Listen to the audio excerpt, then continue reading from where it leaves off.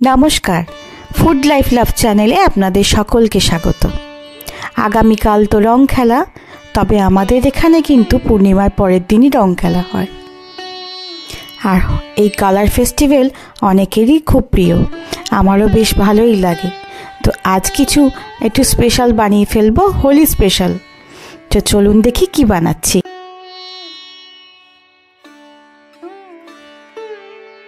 তাই আজ বানাচ্ছি হোলি স্পেশাল চন্দ্রকলা গুজিয়া আর তার সাথে খোয়া ক্ষীর দিয়ে ড্রাই ফ্রুটের গুজিয়া।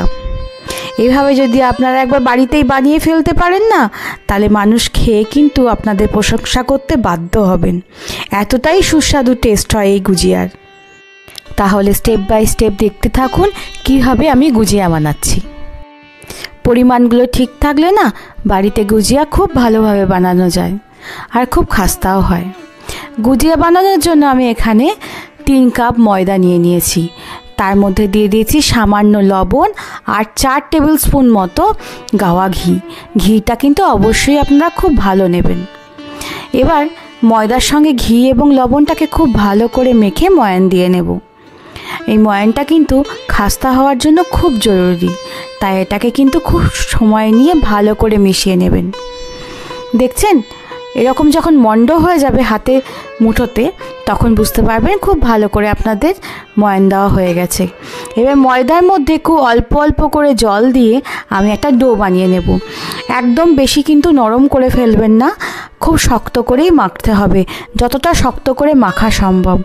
এখানে আমি 1 কাপের একটু কম জল ব্যবহার করেছি, তাহলে বুঝতেই পাচ্ছেন কতটা শক্ত করে মেখেছি আমি। লুচির থেকেও কিন্তু শক্ত ডো বানাতে হয়, তবে কিন্তু খুব মুচমুচে হয় আর খুব অনেক দিন পর্যন্ত ভালো থাকে। দেখছেন, খুব ভালো করে আমি মেখে নিয়েছি ময়দাটাকে। এবার 1/2 টেবিল স্পুন মতো ঘি দিয়ে আমি আর একবার ময়দাটাকে খুব ভালো করে ঠেসে নেব। একটু সময় নিয়ে মাখবেন, এটা কিন্তু প্যাদাকিয়া করার জন্য খুব ইম্পর্ট্যান্ট একটা সময়। দেখুন ঠিক এরকম টাইট হয়েছে। এবার একটা বাটি দিয়ে এয়ার টাইট করে আমি এটাকে ঢেকে রেখে দেব। এবার চলুন পুরটা বানিয়ে ফেলি। আমি এখানে ফিলিংয়ের জন্য প্রথমেই নিয়েছি ড্রাই ডাস্ট কোকোনাট, শুকনো নারকেলের গুঁড়ো। এটা আপনারা যে কোনো বড় দোকানেই পেয়ে যাবেন।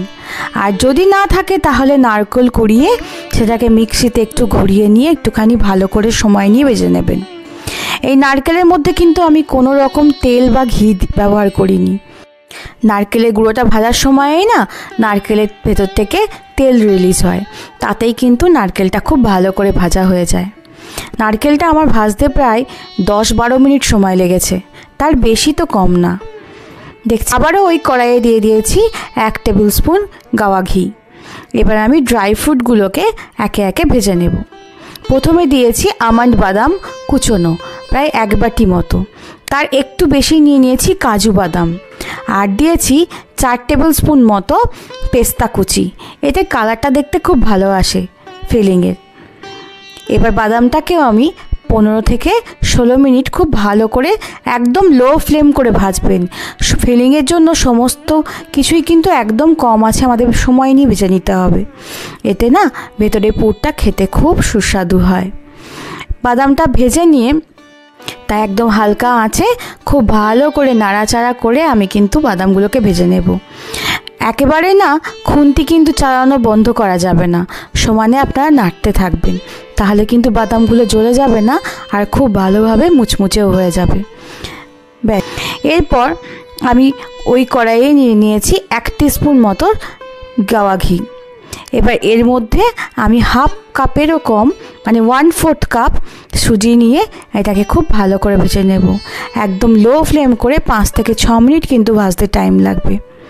ভেজে তুলে রেখে আমি দিয়ে দিয়েছি খোয়া ক্ষীর। এখানে আমি 1.5 কাপ মতো খোয়া ক্ষীর নিয়েছি। আর খোয়া ক্ষীরটাকে না একটু গ্রেটারে গ্রেট করে নিয়েছি, এতে খুব তাড়াতাড়ি গলতে সুবিধা হয় আর নরম হয়ে যায় খুব ভালোভাবে। এবার এটাকে শুকনো কড়াইয়েই নাড়তে থাকবো। একটু হিট পেলেই না এটা ক্ষীরের মতো নরম হয়ে যাবে। যদি দেখেন আপনাদের খোয়া ক্ষীরটা খুব ড্রাই হয়ে আছে, তাহলে এখানে 2 টিস্পুন মতো আপনারা দুধ ব্যবহার করবেন, তাহলেই কিন্তু খোয়া ক্ষীরটা খুব ভালো করে নরম হয়ে যাবে। এবার খোয়া ক্ষীরটা নরম করে নিয়ে এর মধ্যে বাদাম ভাজা এবং নারকেল ভাজা, সুজি ভাজা সব দিয়ে দেব। সব দিয়ে দেওয়ার পর আমি দিয়ে দেব 1/4 কাপ গুঁড়ো করা চিনি, আর তার মধ্যে দিয়েছিলাম আমি 10 থেকে 12টা মতো ছোট এলাচ। আমি একসাথে দিয়ে মিক্সিতে খুব ভালো করে গুঁড়ো করে নিয়েছিলাম। আপনারাও একটুখানি গুঁড়িয়ে নেবেন চিনিটাকে, তাহলে না মাখতে খুব সুবিধা হবে আর চিনিটা খুব তাড়াতাড়ি মেল্ট হয়ে যাবে। এবার গ্যাসের আঁচটা একদম বন্ধ করে দিয়েছি। বন্ধ করে দিয়ে গরম অবস্থাতেই আমি খুব ভালো করে নেড়ে চেড়ে আমি সবগুলোকে একসাথে খুব ভালো করে মিশিয়ে নেব। একটু টাইম নিয়ে মেশাবেন, 2 থেকে 3 মিনিট কিন্তু আমার সময় লেগেছে এটাকে মিশিয়ে নিতে। দিয়ে এবার এটাকে আমি একটা অন্য পাত্রে ঢেলে রাখবো। এবার মিষ্টির রসটা কিন্তু আমি বানিয়ে ফেলবো। তার জন্য নিয়ে নিয়েছি 1 কাপ চিনি আর 1/2 কাপ জল। এই পরিমাণে চিনি আর জল নিলে না খুব ভালো করে চিনিটার রসটা তৈরি হয়ে যাবে। এখানে চিনিটা খুব ভালো করে গলিয়ে নিয়ে একদম পুরোপুরি গলে গেলে তার মধ্যে দিয়ে দেবো 5 থেকে 6 কোয়া সবুজ এলাচের গুঁড়ো, এটা আমি থেতো করে রেখেছিলাম। আর দিয়ে দেব কিছুটা পরিমাণ কেশর। এলাচের গুঁড়োটা দিলে না খুব সুন্দর গন্ধ বেরোয়, আর তার সাথে কেশরটা না খুব ভালো কালার নিয়ে আসে আর গন্ধটাও খুব ভালো আসে। কোনো রকম আলাদা করে কেনা রং দেওয়ার কিন্তু একদমই দরকার নেই। এবার রসটাকে 4 থেকে 5 মিনিট খুব ভালো করে ফুটিয়ে নেব। একতার বা দুতার করার দরকার নেই, মিষ্টিটা একটু চিপচিপে হলেই হবে। দেখছেন ময়দাটা কতটা নরম হয়ে গেছে। আমি আর একবার খুব ভালো করে ঠেসে মেখে নেব। ওই 2-3 মিনিট ঠেসে নিলেই হবে। এবার আমি এগুলোকে লেচি করে নেব। ছোট ছোট করে লেচি করতে হবে, খুব বড় লেচি করলে কিন্তু হবে না। আর আপনারা যদি বড় লেচি করেন তাহলে বাটি দিয়ে গোল করে কেটে নেবেন। দেখছেন আমি ঠিক এরকম সাইজের লেচিগুলো করে রাখবো। আগে প্রথমে চাকু দিয়ে সমান পরিমাণ করে কেটে নিয়েছি, তারপর এগুলোকে লেচি করে নিয়েছি। আমি 2 রকম এখানে গুজিয়া বানাবো, 2 রকমের আকার দেব। আপনারা আপনাদের ইচ্ছা মতোও দিতে পারেন। আকার যেমনই দেন সেটা গুজিয়াই তৈরি হবে, আর তাই আপনাদের ইচ্ছা মতো আপনারা বানিয়ে ফেলতেই পারেন। এবার একটা করে লেচি নিয়ে এটাকে বেলে নেব। খুব বেশি পাতলা করব না, তাহলে কিন্তু আমাদের যে বাদামের পুরটা বানিয়েছি সেটা ফেটে বেরিয়ে যাবে। আবার খুব যদি মোটা করে ফেলি না তাহলে কিন্তু মুচমুচে হবে না, ভিতরে অবধি একদম মচমচে ভাবটা আসবে না। ভালো করে বেলে নিয়ে দেখুন একটা আমি বাটি নিয়ে নিয়েছি, বাটি করে আমি এটাকে কেটে গোল করে নেব। গোল করা হয়ে গেলে দেখুন কতটা মোটা করেছি, আপনারা বুঝতে পারছেন। বাটি দিয়ে সমান করে একটা গোলাকার শেপ দিয়ে দেব। কিন্তু আপনারা খেয়াল রাখবেন যে লুচিটা বেলছেন সেটা যেন সমান হয়, মানে কোথাও একটু বেশি থিক বা কোথাও একটু পাতলা এরকম যেন না হয়ে যায়। দেখছেন বাটি দিয়ে কাটার জন্য কত সুন্দরভাবে গোলটা হয়েছে, আর থিকনেসটাও আপনারা বুঝতে পারছেন তো। খুব বেশি পাতলাও করিনি, খুব বেশি মোটাও কিন্তু রাখিনি। এবার লুচিটার চারপাশে প্রথমে আমি একটু জল লাগিয়ে নেব, এতে আমার প্যাদাকিয়াটা মুড়তে খুব সুবিধা হবে। তারপর ইচ্ছা মতো যতটা সম্ভব আপনারা এর মধ্যে বাদাম বা গুজিয়ার পুর ভরে নিন। ভরে নিয়ে দুপাশ খুব ভালো করে চেপে দিয়ে আগে একটা হাফ চাঁদের মতো করে নিন। দেখছেন খুব ভালো করে মুড়বেন কিন্তু, না হলে কিন্তু ফেটে বেরিয়ে যাবে। এবার কিনারাগুলো একটু মুড়িয়ে মুড়িয়ে মুড়িয়ে মুড়িয়ে আপনারা গুজিয়ার শেপ দিয়ে দিন বা আকার দিয়ে দিন। দেখছেন খুব সুন্দর দেখতে লাগে। এটা ঘন ঘন করে একটু মুড়াবেন, তাহলে না দেখতে খুব ভালো লাগে। আর খুব ভালো করে কিন্তু চিপে দেবেন, তাহলে এটা খুলে যাবে না। দেখুন আমার প্রথম গুজিয়া কিন্তু একদম তৈরি।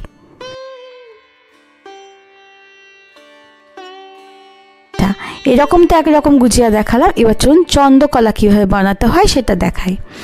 একটা একই সাইজে লেচি নিয়ে নিয়েছি, লেচিটাকে আমি সমান করে 2 ভাগে ভাগ করে নেব। ভাগ করে নিয়ে 2টো লেচি কেটে নেব। লেচি কাটা হয়ে গেলে এগুলো আমি ছোট ছোট লুচি বানিয়ে নেব। ওই একই থিকনেস হবে, খুব বেশি পাতলাও হবে না, খুব বেশি মোটাও হবে না।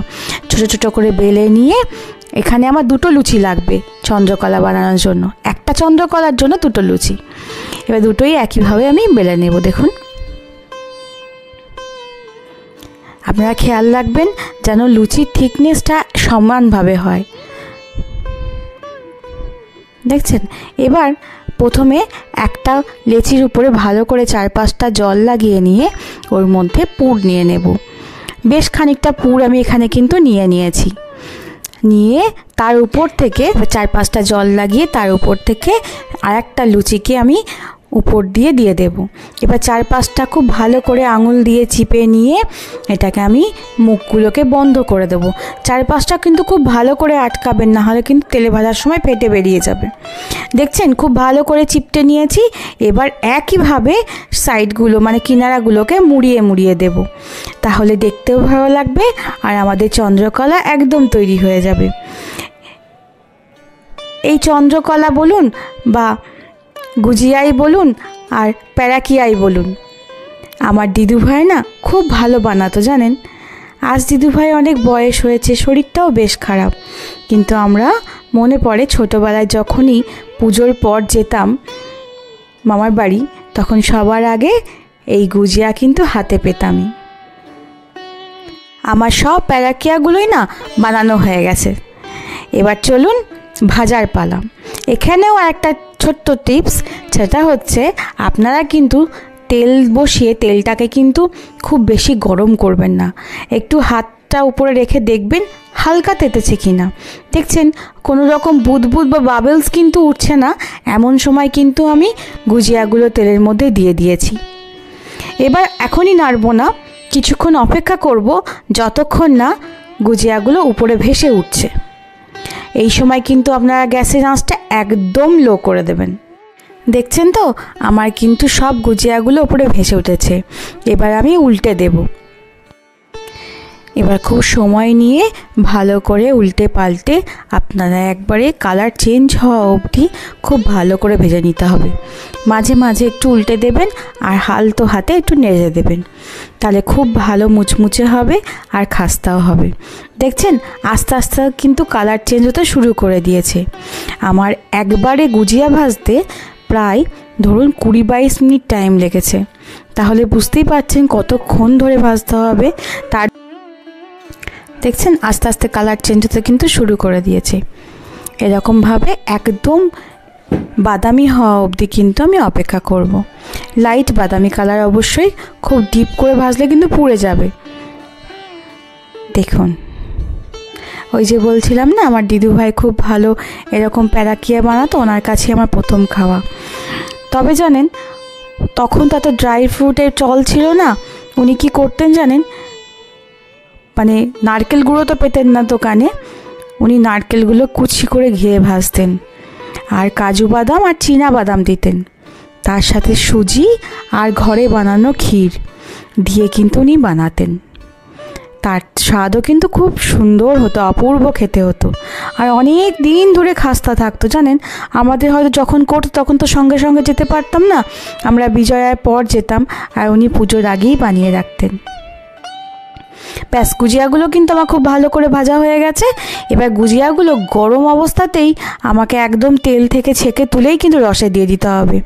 আর যেখানে রসটা রাখবেন সেই গ্যাসের চুলাটাও কিন্তু একদম লো করে জ্বালিয়ে রাখবেন, মানে রসটাও আমাকে গরম থাকতেই দিতে হবে।